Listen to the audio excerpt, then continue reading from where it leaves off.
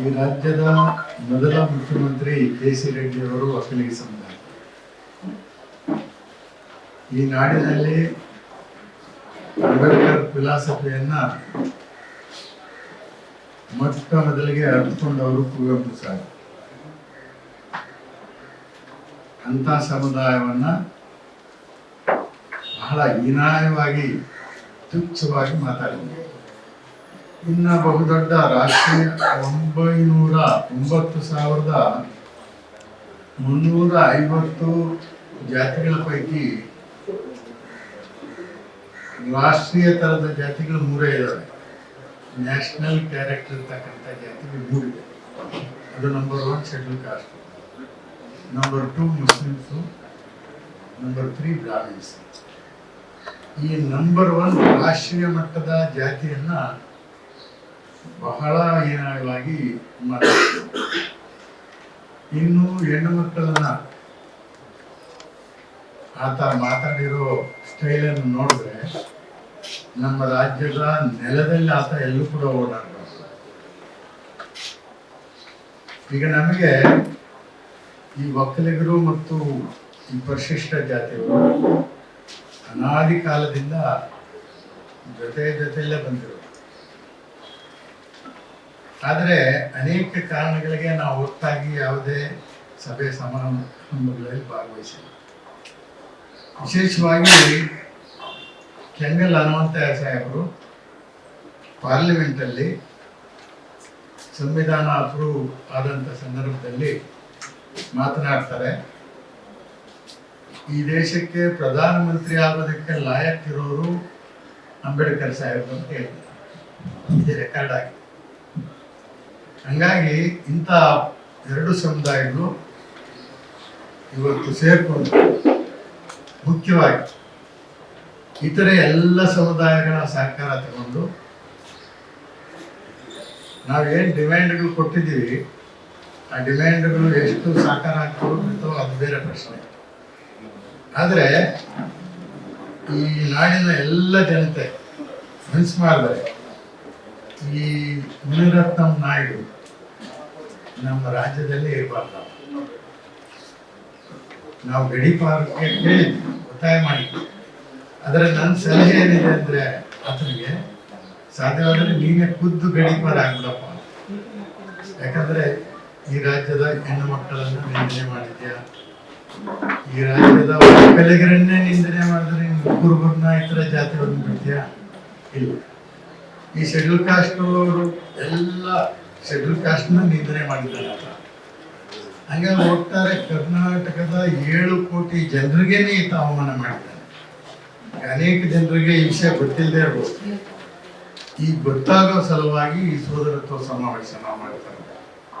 ಹೆಣ್ಣಿನ ಬಗ್ಗೆ ಅವನು ಆಡಿರುವಂತ ಮಾತುಗಳು ಅತ್ಯಂತ ಅವು ಅಸಭ್ಯವಾಗಿರುವಂತದ್ದನ್ನ ತಾವೆಲ್ಲರೂ ಕೂಡ ಈಗಾಗಲೇ ತಮ್ಮ ತಮ್ಮ ವಾಹಿನಿಗಳಲ್ಲಿ ಅದನ್ನ ಪ್ರಸಾರ ಮಾಡಿದ್ದೀರಿ. ಆದರೆ ಇದು ಯಾಕೆ ಹೀಗಾಗತ್ತೆ ಅನ್ನುವಂಥದ್ದನ್ನ ನಾವು ಗಂಭೀರವಾಗಿ ಆಲೋಚನೆ ಮಾಡಬೇಕು. ಮುನಿರತ್ನಂ ಅನ್ನುವಂಥವನು ಈ ವ್ಯವಸ್ಥೆಯ ಒಂದು ಕುರೂಪ ಅಷ್ಟೇ. ಅವನು ಅದೊಂದು ಪ್ರತೀಕ. ಆ ಥರದವರು ಅನೇಕರು ಅವರ ಸುಪ್ತ ಮನಸ್ಸುಗಳಲ್ಲಿ ಇದೆ. ಇವತ್ತು ಜಾತಿಯನ್ನೇ ಬೈಗುಳಗಳನ್ನಾಗಿ ಮಾಡಿರುವಂಥದ್ದನ್ನು ಕೂಡ ನಾವು ಗಮನಿಸಬೇಕಾಗಿದೆ. ಸೊ ಆ ಹಿನ್ನೆಲೆಯಲ್ಲಿ ಈಗಾಗಲೇ ನಮ್ಮ ಸಂವಿಧಾನ ಸಂರಕ್ಷಣಾ ಒಕ್ಕೂಟದ ವತಿಯಿಂದ ಒಂದು ಬೃಹತ್ ಪ್ರತಿಭಟನಾ ಸಮಾವೇಶವನ್ನ, ರ್ಯಾಲಿಯನ್ನ ನಾವು ಹಮ್ಮಿಕೊಂಡಿದ್ದೇವೆ. ಸಾವಿರಾರು ಸಂಖ್ಯೆಯಲ್ಲಿ ಜನ 1ನೇ ತಾರೀಕು ಅಲ್ಲಿ ಸಮಾವೇಶಗೊಳ್ಳಲಿದ್ದಾರೆ.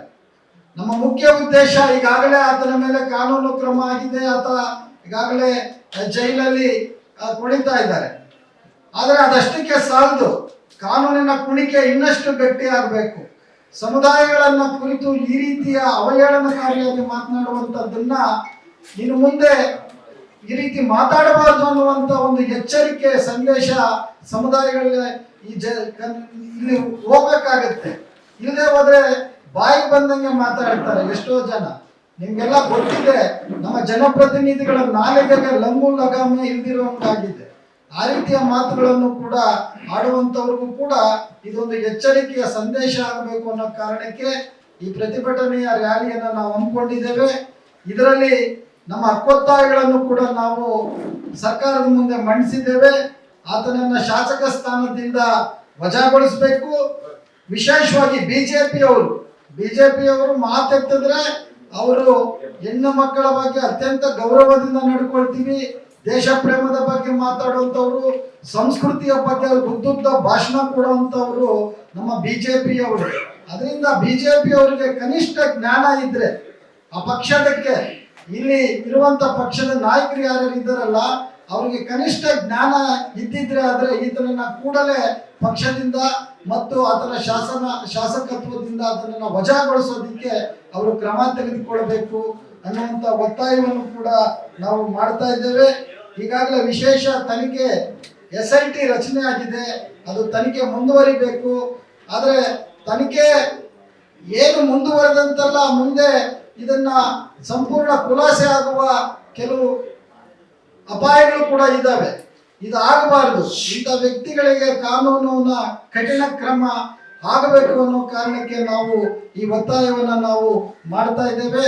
ಇದು ಯಾವ ಸಮುದಾಯಗಳ ಬಗ್ಗೆ, ಯಾವುದೇ ಸಮುದಾಯ ಆಗಿರಲಿ, ಆ ಸಮುದಾಯಗಳ ಬಗ್ಗೆ ಈ ರೀತಿಯ ಅವಹೇಳನಕಾರಿಯಾಗಿ ಮಾತಾಡುವಂಥದ್ದನ್ನ ಇನ್ನು ಮುಂದೆ ನಿಲ್ಲಿಸಬೇಕು. ಆ ರೀತಿಯಲ್ಲಿ ಯಾವುದೇ ಸಮುದಾಯಗಳ ಮನಸ್ಸಿಗೆ ನೋವುಂಟು ಮಾಡುವಂತ ಕೆಲಸಗಳನ್ನ ಯಾರು ಕೂಡ ಮಾಡಬಾರದು ಅನ್ನುವಂತ ಉದ್ದೇಶದಿಂದ ಇವತ್ತು ನಾವು ಈ ಪ್ರತಿಭಟನಾ ಕಾರ್ಯಕ್ರಮವನ್ನ ನಾವು ಹಮ್ಮಿಕೊಂಡಿದ್ದೇವೆ. ಮುನಿರತ್ನ ನಾಯ್ಡು ಖಂಡಿತ ಮನುಷ್ಯತ್ವ ಇಲ್ಲ ಅವರಿಗೆ. ಈಗಾಗಲೇ ನಮ್ಮ ಹೆಣ್ಣುಮಗಳು ಒಬ್ಬರನ್ನ ಕಗ್ಲುಪುರ ಸ್ಟೇಷನ್ ವ್ಯಾಪ್ತಿಯಲ್ಲಿ ಒಂದು ಏನೋ ಅತ್ಯಾಚಾರ ಪ್ರಕರಣ ಇದೆ. ಆ ಹೆಣ್ಣು ಮಗಳು ಹೇಳ್ತಾ ಇದ್ದಾಳೆ, ವಿಧಾನಸೌಧ ವಿಕಾಸಸೌಧ ಕಾರಲ್ಲಿ ಅತ್ಯಾಚಾರ ಮಾಡಿದಂಥ ಮುನಿರತ್ನ ನಾಯ್ಡು ಅಂತ ಹೇಳ್ತಕ್ಕಂಥ ಹೇಳಿಕೆಯನ್ನ ನಾವು ನೋಡೋದಾದ್ರೆ ಬಹುಶಃ ವಿಧಾನಸೌಧಕ್ಕೆ ಬರಲಿಕ್ಕೆ ನಾಲಾಯಕ್ಕಾಗಿರ್ತಕ್ಕಂಥ ಈ ಮುನಿರತ್ನಂ ಅವರನ್ನ ಈ ಕೂಡಲೇ ವಿಧಾನ ಸಭೆ ಸದಸ್ಯತ್ವದಿಂದ ಅದನ್ನ ಅನರ್ಹ ಮಾಡಬೇಕು.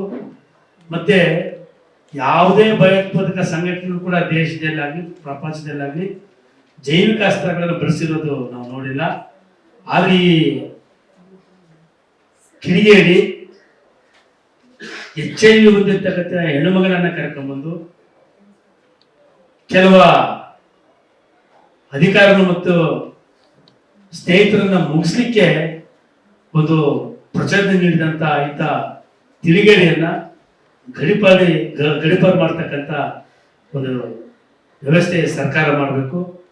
ಮತ್ತು ವಿಶೇಷವಾಗಿ ನಮ್ಮ ಎರಡು ಸಮುದಾಯಗಳನ್ನ ರಾಜ್ಯದ ಯಾವುದೇ ಮೂಲೆಯಲ್ಲಿ ನಮ್ಮ ಎರಡು ಸಮುದಾಯಗಳು ಒಟ್ಟೊಟ್ಟಿಗೆ ಬಾಳ್ವೆ ನಡೆಸತಕ್ಕಂಥ ಈ ಸಮುದಾಯಗಳನ್ನ ಬಹಳ ತುಚ್ಛವಾಗಿ ಮಾತಾಡ್ತಕ್ಕಂಥ ಈ ಮನುಷ್ಯನನ್ನ ಗಲ್ಲಿಗೆ ಏರಿಸಿದ್ರು ಕೂಡ ತಪ್ಪಾಗಲಾರ್ದು. ಯಾಕಂತ ಹೇಳಿದ್ರೆ ಆತನ ಪ್ರತಿಯೊಂದು ಮಾತು ಪ್ರತಿಯೊಂದು ಇದನ್ನು ನೋಡಿದಾಗ ಮನುಷ್ಯ ಕುಲಕ್ಕೆ ಅವನು ಅವಮಾನ ಅಂತ ಅವಮಾನ ಆಗಿರ್ತಕ್ಕಂಥ ಇವನನ್ನ ಗಲ್ಲಕ್ಕೆ ಕೂಡ ಏರಿಸೋದ್ರಲ್ಲಿ ತಪ್ಪೇನಿಲ್ಲ ಅಂತ ಈ ಸಂದರ್ಭ ಹೇಳ್ತಾ, ಈ ರಾಜ್ಯದ ಇಡೀ ಎಲ್ಲ ಶೋಷಿತ ಸಮುದಾಯ ಮತ್ತೆ ಪ್ರಗತಿಪರರು, ಈ ನಾಡನ್ನು ಕಟ್ಟಿರ್ತಕ್ಕಂಥ ಕೆಂಪೇಗೌಡ ವಾರಸದಾರರು ಮತ್ತೆ ಅಂಬೇಡ್ಕರ್ ಅವರ ವಾರಸದಾರಿ ನಾವೆಲ್ಲ ಏನಿದ್ದೀವಿ, ನಾವೆಲ್ಲರೂ ಕೂಡ ಸಹಸ್ರಾರು ಸಂಖ್ಯೆಯಲ್ಲಿ ಬರೋದ್ರ ಮೂಲಕ ಅಕ್ಟೋಬರ್ 1ನೇ ತಾರೀಕು ಈ ರಾಜ್ಯದಲ್ಲಿ ಒಂದು ಏನು ಮುಂದಿನ ದಿನಮಾನಗಳಲ್ಲಿ ಇಂಥ ಕೆಟ್ಟ ಚರಿತ್ರೆ ಇರ್ತಕ್ಕಂಥ ಯಾವುದೇ ರಾಜಕಾರಣಿ ಇರಲಿ, ಈ ತರ ಕೆಟ್ಟ ಮನಸ್ಥಿತಿ ಇರ್ತಕ್ಕಂಥವ್ರನ್ನ ಸಂಪೂರ್ಣವಾಗಿ ತಿರಸ್ಕಾರ ಮಾಡ್ತಕ್ಕಂಥ ಒಂದು ಚಾಲೆಂಜ್ ಅನ್ನ ಅಕ್ಟೋಬರ್ 1ನೇ ತಾರೀಕು ನಾವು ಪ್ರದರ್ಶನ ಮಾಡೋದ್ರ ಮೂಲಕ ನಾವು ಆ ಕಾರ್ಯಕ್ರಮವನ್ನ ಯಶಸ್ವಿ ಮಾಡಲಿಕ್ಕೆ ತಮ್ಮ ಎಲ್ಲ ಪತ್ರಿಕಾ ಮಾಧ್ಯಮದವರು ಸಹಕಾರ ಮಾಡೋದ್ರ ಮೂಲಕ ಮನೆ ಮನೆಗೂ ಕೂಡ ತಮ್ಮ ಮೂಲಕ ಈ ಸಂದೇಶ ಕೊಡ್ಬೇಕಂತೇಳಿ ನಾನು ತಮ್ಮಲ್ಲಿ ಮನವಿ ಮಾಡ್ತೀನಿ.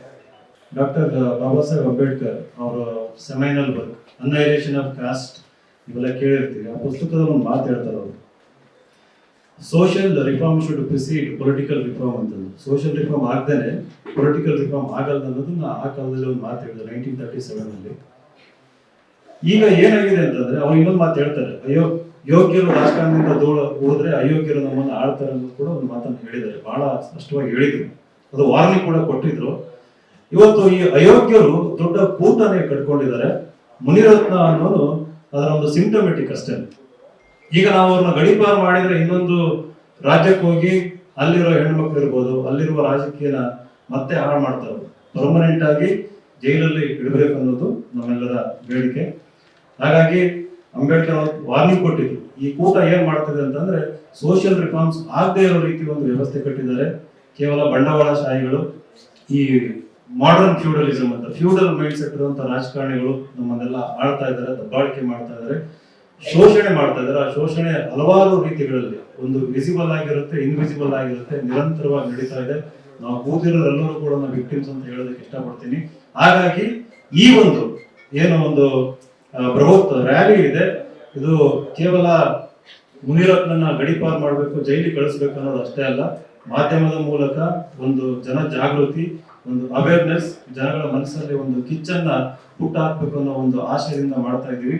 ಹಾಗಾಗಿ ಮಾಧ್ಯಮ ಮಿತ್ರರಿಗೆ ನಾನು ಕೇಳ್ಕೊಳ್ಳೋದು, ದಯವಿಟ್ಟು ನೀವು ಕೂಡ ಇದರಲ್ಲಿ ಭಾಗಿಯಾಗಬೇಕು. ನಿಮಗೂ ಕೂಡ ಆತ್ಮಸಾಕ್ಷಿ ಇದೆ. ಹೆಚ್ಚಿನ ಸಂಖ್ಯೆಯಲ್ಲಿ ಹೆಚ್ಚಿನ ಜನಕ್ಕೆ ಇದು ರೀಚ್ ಆಗೋ ರೀತಿಯಲ್ಲಿ ನೀವು ಅದನ್ನ ತಲುಪಿಸ್ಬೇಕಂತ ಹೇಳಿ ನಾನು ಮಾತು ಮುಗಿಸ್ತೀನಿ. ನಮಸ್ಕಾರ.